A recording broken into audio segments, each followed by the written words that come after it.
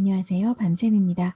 이번 시간은 수식 두 번째 시간으로 수식을 작성해 보고 이름 정의와 자동 합계를 활용해 보도록 하겠습니다. 데이터 입력할 때 1 나누기 2 이렇게 입력하면 어떻게 나왔었나요? 엑셀에서는 날짜로 인식을 했죠. 이렇게요. 날짜로 인식이 됐어요.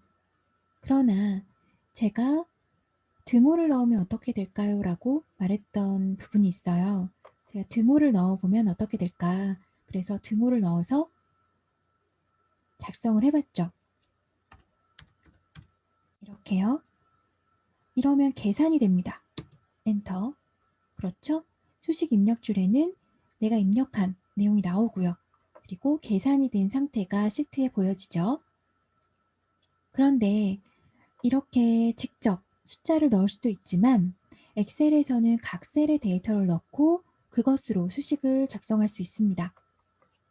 자, 2를 넣어보고요. 여기에서 계산을 해볼게요.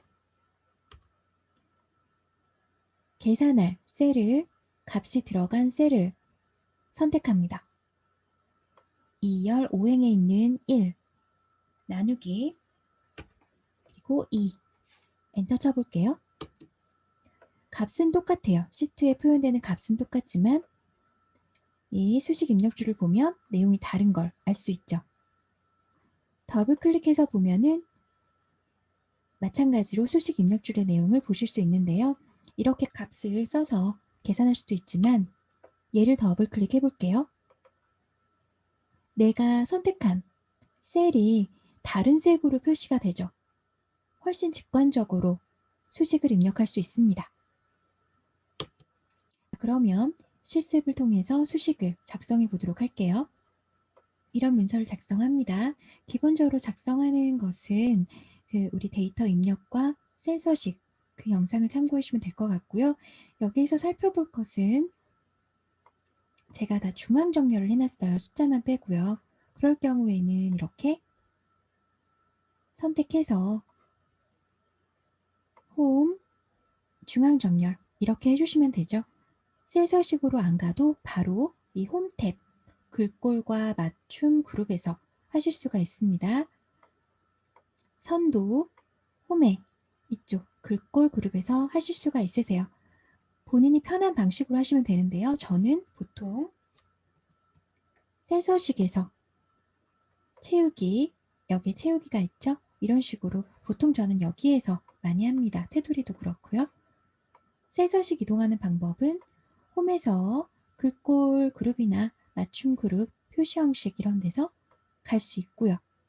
단축키 컨트롤 숫자 1 그리고 마우스 오른쪽 버튼 셀 서식 이렇게 이동하실 수 있습니다. 일단은 이렇게 입력을 하고요. 특별한 부분을 살펴볼게요. 자, 여기에 이제 앞에 0이 표시가 돼 있죠. 5자릿수를 맞춘 거예요. 이런 건 어떻게 하셨어요? 마우스 오른쪽 버튼 셀 서식 가서 표시 형식, 사용자 지정 이렇게 5자릿수를 맞추면 됩니다. 그쵸?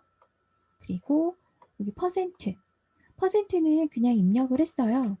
20하고 퍼센트 이렇게 입력을 했는데 자릿수가 있잖아요.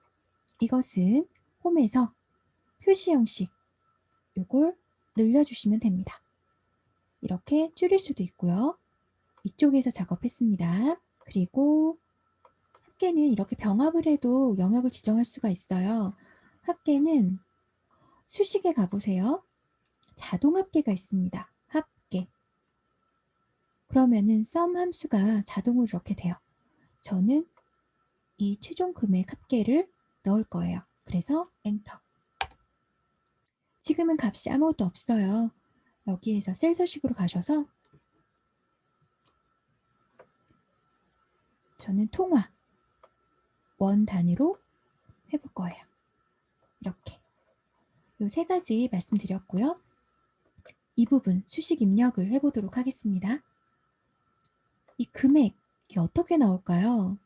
이렇게 금액이 여기가 나와야 되는데 일단 여기에 이런 식으로 수식을 만들 수 있어요. 그러나 우리가 이름 정의에 대해서 배웠잖아요. 이름 정의를 해서 조금 더 직관적으로 해보도록 하겠습니다. 먼저 할인율과 부가세 이름 정의를 해볼게요. 수식, 선택 영역에서 만들기. 왼쪽 열에 체크가 되어 있죠? 그 다음에 저희가 단가랑 수량도 해볼게요. 수식, 선택 영역에서 만들기, 첫 행, 자동으로 지정이 되죠? 확인. 됐습니다. 그러면 단가, 할인율, 부가세, 단가 수량 이렇게 가나다 순으로 정렬이 되죠. 이렇게 정의를 일단 했어요. 그 다음에 해볼게요. 금액. 금액은 어떻게 됐죠? 표시 넣고요. 단가 곱하기 수량, 그쵸? 곱하기 할인 1 마이너스 할인율이죠? 가로 닫고 엔터. 맞죠? 똑같이 나왔습니다. 부가세는 금액. 금액은 제가 이름 정의를 안 했으니까 금액, 그쵸? 곱하기 뭐죠? 부가세. 엔터. 계산이 되죠? 더블 클릭해보면 어떤 게 계산이 됐는지 보실 수 있으세요. 자, 10%의 부가세. 최종 금액은 어떻게 돼요? 금액과 부가세를 합한 것 플러스 부가세. 엔터. 이렇게 나와서 지금 현재는 이 값이에요. 자, 여기에서 자동 채우기인들 우리 배웠죠? 쭉 해볼게요. 쭉 했어요. 어떻게 됐어요? 서식이 지금 중간에 이런 줄이 그어졌죠? 여기에는 없는데. 이럴 경우에는 요 밑에 열렸어요. 창이. 자동 채우기 옵션. 여기서 서식 없이 채우기를 해주시면 됩니다. 그러면 깔끔하게 계산이 됐죠. 이름 정의를 활용해서 수식을 입력하는 것에 장점이 있습니다. 이렇게 그 단촐한 데이터는 상관없는데 마우스 드래그를 하다가 실수하는 경우들이 있어요. 단가 이만큼만 하고 드래그를 미처 못한 거예요. 그런데 내가 했는지 안 했는지도 모를 경우가 생기죠. 그럴 경우에는 명확하게 이름 정의를 이렇게 해주면 틀릴 일이 없죠. 수량 이렇게 내가 확실히 했구나. 이 부분만 확인하면 되는 거예요. 매번 확인하는 게 아니라. 그쵸? 여기 클릭해서 내가 어떤 걸 지정했는지 확인할 수가 있습니다. 이름 정의 장점은 그런 장점이 하나 있고 그리고 또 굉장히 직관적이죠. 수식을 보면 물론 여긴 간단하게 이렇게 셀을 지정해서 할 수 있지만 이런 상황을 모를 때 이거 뭘 한 거지?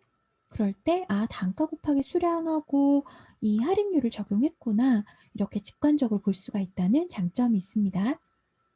그런데 이름 정의를 할 때 주의해야 할 점이 있겠죠. 내가 정의한 이름을 정확하게 써야 됩니다. 할인율로 했는데 할인률 이렇게 한다든지 그러면 오류가 나겠죠. 내가 입력하지 않은 것으로 하면요. 해볼까요? 할인으로만 해볼게요. 그러면 계산이 안 되죠. 그렇죠? 내가 정의한 이름을 정확하게 써서 수식을 작성해야 한다는 주의할 점이 있습니다. 이번 시간에는 수식에 대해서 알아봤습니다. 지금까지 밤샘이었습니다. 들어주시는 모든 분들 고맙습니다.